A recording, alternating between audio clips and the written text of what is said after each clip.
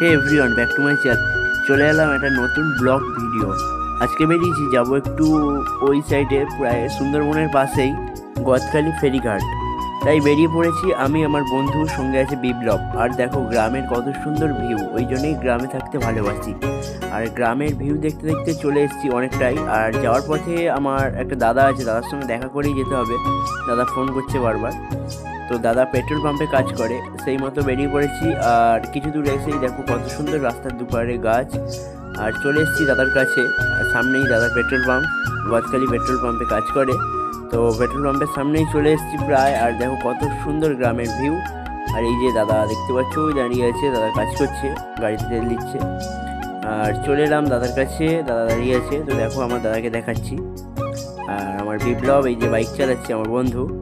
আর গাড়িটা রেখে এই যে দাদার সঙ্গে দেখা, দাদা ক্যাশ নিয়ে গোনাগুনি করছিল, ডিউটি শেষ একটু পরে। তো এই যে আমার দাদা বাবাইদা, কত সুন্দর একটা নাম, তোমরা কমেন্টে জানাবে। বাবাইদা এই যে হিসাব করছে। আর যেহেতু দেরি হয়ে যাচ্ছে, সন্ধে হয়ে যাবে, ভিডিও অত ভালো আসবে না, তাই ওখানে যাব। এই যে বাবাইদা, দেখো বাবাইদাও বলছে যাও ঘুরে আসো, ঘুরে এসে এখানে দেখা করবে একবার। সেই মতো ওখান থেকে বেরিয়ে পড়লাম। আর এই যে দেখতে পাচ্ছ গদখালি বোট। আর সামনেই ওই যে বাজারটা, এটাই হলো গদখালি বাজার, পুরো সুন্দরবনের পাশেই। এখান থেকে সুন্দরবন যেতে হয়। আর এই যে দেখো এখানে কত সুন্দর একটা টাইগার করা আছে সুন্দরবনের। আর চলে এলাম প্রায়, দেখো এখানে কত সুন্দর একটা নার্সারি আছে আবার গাছের। আর এটাই হলো সেই গদখালি ফেরিঘাটের বাজার, পাশেই গদখালি ফেরিঘাট, ডান দিকে।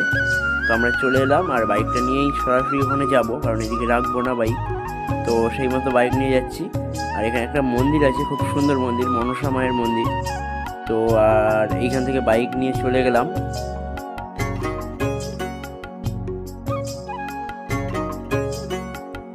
আর দেখো বলতে না বলতেই সুন্দরবনের টুরিস্টের সব লোকজন দেখা যাচ্ছে। অনেকে আমাকে দেখে বলছে গগন গগন, হয়তো চেনে আমাকে, ভিডিও দেখে। আর এই যে দেখো কত সুন্দর এই জায়গার ভিউটা, নতুন হয়েছে এটা, সরাসরি গাড়ি ওপারে নিয়ে যাওয়া যায় এখান থেকে।